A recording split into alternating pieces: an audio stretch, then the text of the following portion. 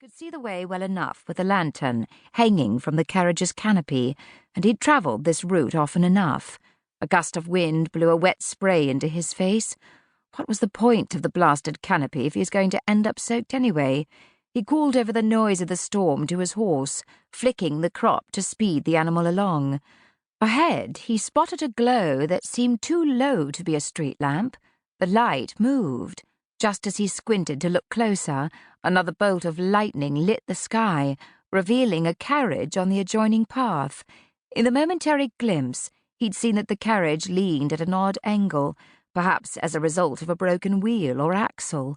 Two people stood next to the carriage, a man holding a lantern, and a woman with an umbrella. As a gentleman, he could not continue without volunteering assistance, although he did reach beneath the bench and take hold of a pistol. Stories of bandits waylaying lone travellers were all too common, and though the scene looked innocent, he wouldn't risk being taken by surprise.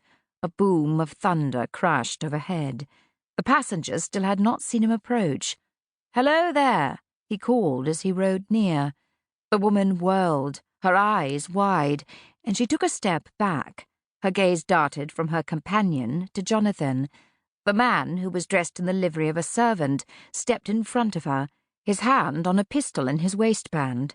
Jonathan laid his own weapon on the curricle bench and held up his hands, yelling to be heard over the storm. "Do not fear. I saw that your carriage is out of commission." "Stuck in the mud." The driver jerked his thumb over his shoulder. "My lord," he added, looking closer. Rain plastered his stringy hair to his head and dripped from his face. "I see." Jonathan lifted his own lantern from its hook and stepped out of the carriage, grimacing as his boots sank into the sticky muck. He held up his arm to block the rain pelting his face. "Then perhaps I might be of assistance." The woman took a step from behind the servant, and Jonathan raised the lantern to get a better look.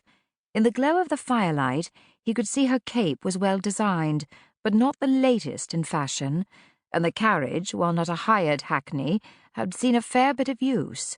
She was not a noblewoman, then, but certainly a gentleman's daughter. Where is her travelling companion? The wind tugged at the umbrella, pulling it away and stretching her arm nearly straight. She gasped as a blast of wet air hit her face. Jonathan moved quickly, grasping the handle that had nearly been tugged from her grip, and held it over her head.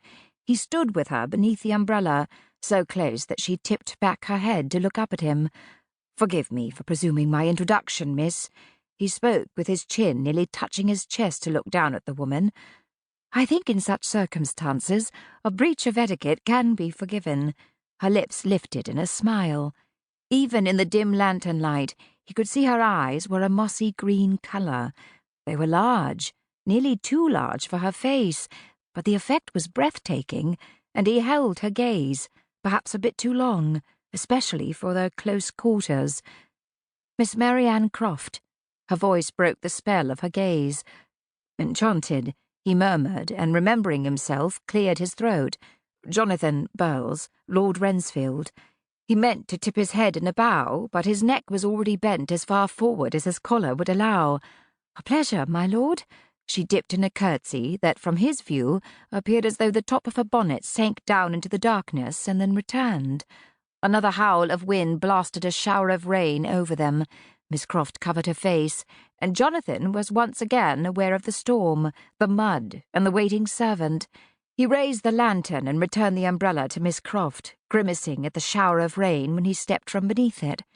"Shall we have a look at the carriage?"